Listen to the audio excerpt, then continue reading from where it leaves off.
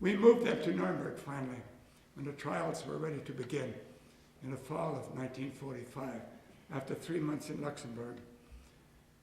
We flew them down in what we now know as the DC-3, the C-47s, 2 planes. And they were now going to go into the Nuremberg State Prison. Solid walls, this is a regular prison. You saw just an inkling of the lifestyle in that prison. It was not as pleasant as the Palace Hotel.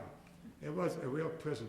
They were now in solitary confinement, the 22 major Nazis who would be tried in the first session of the tribunal. Lai wrote a note. I didn't go to Nuremberg with him. I was sent to Oberursel, the Military Intelligence Service Center, to do a study on the history of the German general staff. When a note arrived from Lai saying that he had some very important information that he would give only to me, the welfare officer, and I should come to visit him at Nuremberg. So I was given 6 days temporary duty to go to Nuremberg to get this important information from Lai. As it turned out, 2 things went wrong. One, the information that Lai had was a crazy, wild scheme he had for the reconstruction of Germany with himself in charge. And he would bring back to Germany all the Jews that had been kicked out or left in Germany as refugees. And he would bring them back. And under his jurisdiction, they would help him in the Arbeitsfront to reorganize and reconstruct Germany and make up for the anti-Semitism which had been the big mistake of Nazism. That was his plan, and he would give it only to me. I was to translate that, and I presented it to Colonel Amon, who was the deputy to Justice Jackson. I don't know whether Justice Jackson ever read it, but Colonel Amon called me in the next day and said, "This is crazy. We're naturally not even going to send this on through channels." If he had, they'd still be going through channels anyway. So I had to tell Lai that his scheme wasn't going to work. And consequently, he panicked. He had been shot down as a navigator in World War I and had a very severe head injury, a damaged brain, which resulted in his stuttering. He stammered whenever he talked. And the first time I ever interviewed him in Luxembourg, and just asked the routine question to fill out a form. What is your name, your full name? He stammered, he stuttered in giving me a reply, and I thought he was trying to be a smart aleck. And I reprimanded him, and he pointed out that he apologized, that this was a legitimate stammer, and he explained how he got it. And I said, "Now look, I've heard you on the radio, I've heard you give your speeches, and you're a rabble-rouser. You give some dynamic speeches, how could you do that?" And then stutter. He said, "I always have a little bit of whiskey to loosen my tongue." He said, "If you give me some of that good American bourbon, I think I could speak more freely to you." I learned out later from him and from others that every time he gave a speech in public, he was soused. He was bombed. And here was one of the chief spokesmen for Hitler, a rabble-rouser supreme, who was drunk every time he appeared in public. That gives you some idea of the quality of leadership. Lai decided he had nothing to live for. Subsequently, he committed suicide. He strangled himself, and I won't go into the details, but unfortunately, the second bad aspect was I was on duty the night he committed suicide, and he wrapped a towel, the strong end of a towel that he had wrapped around his neck, even though he had him on a 24-hour guard.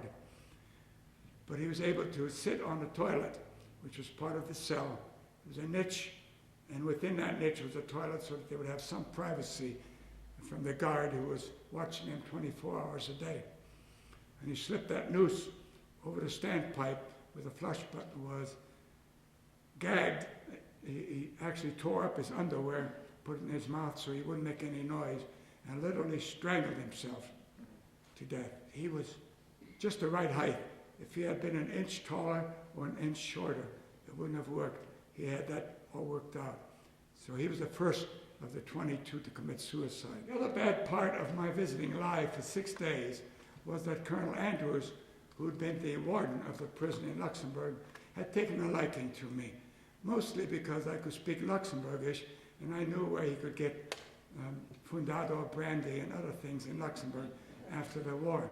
I did visit their families, and a human aspect, coming back to this man Streicher, that I stuck with me, that I want to share with you. When his wife Adele came to visit him, they were not allowed visits until after the trial, during the month between the trial and the executions. But his wife did come to the prison. And I remember she brought him a shirt and a pipe. And I told him that his wife was here. What did he want me to tell her? And here's this man responsible morally for the death of millions of Jews, for the hatred that he spewed, that he incited. A man who was an unpleasant character to be with. I wouldn't want him for a friend even if he begged me or bribed me. But I told him that his wife was there. What should I tell her? And he said, tell her to visit the children who are orphans. Go to the hospitals. Visit the poor and do good. Take them food and clothing. And I took that with a bit of suspicion, but I was going to honestly deliver the message. Then he came toward me and put his hand on my arm. And for a moment I was so shocked I didn't know what to do. I couldn't very well say, get your hands off. But he put his hand on my upper arm and he held it there for a few seconds. And then he took it away. And he said, when you see Adele, please tell her to put her hand in the same place on your arm so we could be close to each other. Now here's a murderer, a man who's going to be sentenced to death for crimes against humanity. But there's that little human touch that was exhibited in that gesture. And that was true with a lot of these men. Some were repentant, confessed.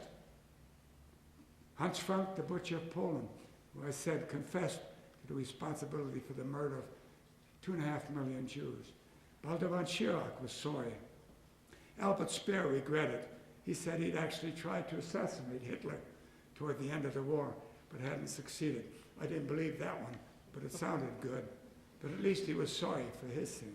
So there were some who regretted and apologized.